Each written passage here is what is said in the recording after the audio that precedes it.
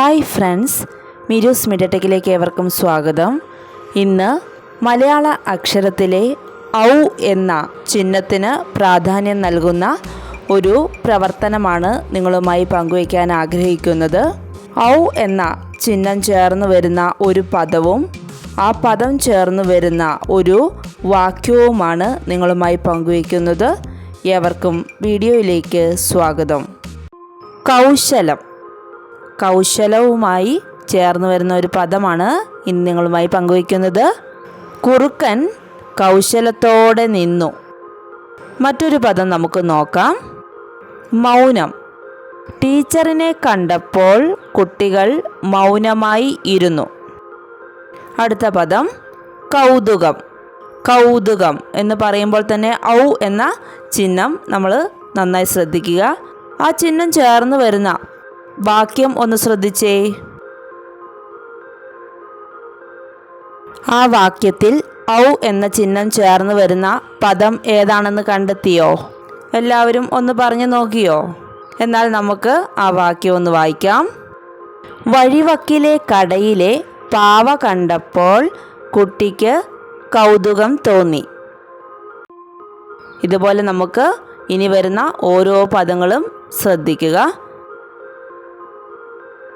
പൗരൻ.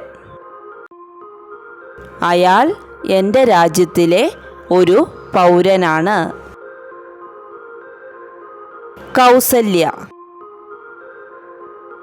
നടന്നു പോകുന്ന ചേച്ചിമാരുടെ പേര് കൗസല്യ എന്നും സൗമ്യ എന്നുമാണ്. ഇവിടെ ഏതൊക്കെ വാക്കുകൾക്കാണ് ഔവിൻ്റെ ചിഹ്നം വന്നത് എന്ന് ശ്രദ്ധിച്ചല്ലോ. ആ പദങ്ങളൊന്ന് പറഞ്ഞു നോക്കിക്കേ.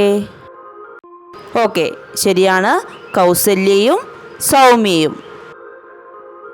അടുത്തത് നൗക. നൗക ഞാൻ കണ്ടിട്ടുണ്ട്. അടുത്തത് കൗമാരം.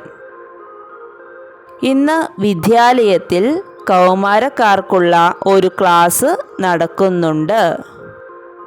ഇനി ഞാൻ പറഞ്ഞു പോവാണ് കേട്ടോ. ശൗര്യം. എൻ്റെ വീട്ടിലെ പട്ടിക്ക് ഭയങ്കര ശൗര്യമാണ്. സൗകര്യം. എൻ്റെ വീട്ടിൽ ധാരാളം സൗകര്യങ്ങൾ ഉണ്ട്. റൗഡി. പട്ടണത്തിൽ ഒരുപാട് റൗഡികൾ ഉണ്ട്. ഔ എന്ന ചിഹ്നത്തിന് പ്രാധാന്യം നൽകുന്ന ഈ വീഡിയോ ഏവർക്കും ഇഷ്ടമായി എന്ന് പ്രതീക്ഷിക്കുന്നു.